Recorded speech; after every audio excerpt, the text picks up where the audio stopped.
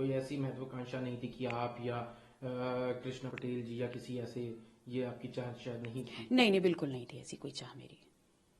आपने एक और, आप जब उनसे पूछा गया राष्ट्रीय महासचिव राम गोपाल यादव से आपके बारे में, तो उन्होंने कहा जिसको वोट देना है दे, ना देना है ना दें, और अगर कोई नहीं देता है तो गिनती होती है और फिर उसके बाद सदस्यता भी चली जाती है। तो कहीं ना कहीं एक एक्शन की भी बात सामने नजर आई है उनके बयान में। देखिए, अब उनके बारे में क्या कहें। उनके बारे में जब श्रद्धेय नेताजी माननीय मुलायम सिंह यादव जी बहुत कुछ कह गए हैं, तो अब मेरा कुछ भी कहना उचित नहीं है।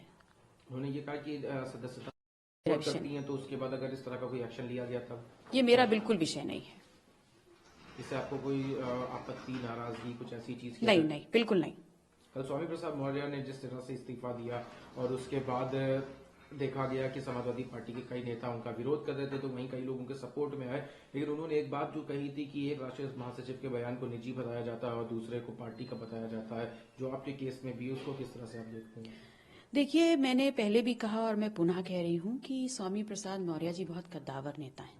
एक लंबी जर्नी रही है उनकी सामाजिक न्याय को लेकर के, और जिस नारे के साथ हम चल रहे हैं, कहीं ना कहीं स्वामी प्रसाद मौर्य जी उस नारे का एक बहुत प्रमुख चेहरा है। और ऐसे में कहीं अगर पार्टी के अंदर उनके ऊपर अनर्गल बयानबाजी होती है, तो जिस कद के वो नेता हैं उससे आहत होना स्वाभाविक है, और उनका जो डिसीजन है वो इसी के परिणाम स्वरूप है।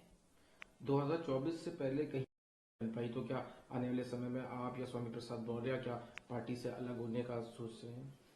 देखिए, पहले हम जब गठबंधन में आए तब भी ये निर्णय हमारे बड़े भाई अखिलेश भैया ने ही लिया था, और आगे भी हम गठबंधन का हिस्सा रहेंगे या नहीं रहेंगे, ये निर्णय भी वही लेंगे।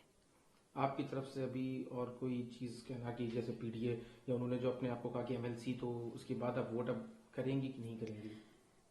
देखिए, जो लोग मुझे जानते हैं वो बहुत अच्छे से समझते हैं कि एक बार जो मैं कमिटमेंट कर देती हूँ मैं उससे पीछे नहीं हटती। आपके वोट ना करने की वजह से जो तीनों कैंडिडेट की इक्वेशन है वो बिगड़ सकती है, नंबर ऑफ जो वोटर्स चाहिए होते हैं लेजिस्लेटिव असेंबली के, वो कम हो सकते हैं, जिसकी वजह से शायद उनका एक राज्यसभा सांसद देखिए, ना बने। अगर हम पीडीए के नारे को जमीन पे साकार रूप में नहीं उतारेंगे तो हमारा 2024 क्या बल्कि उससे आगे का भविष्य भी बिगड़ सकता है।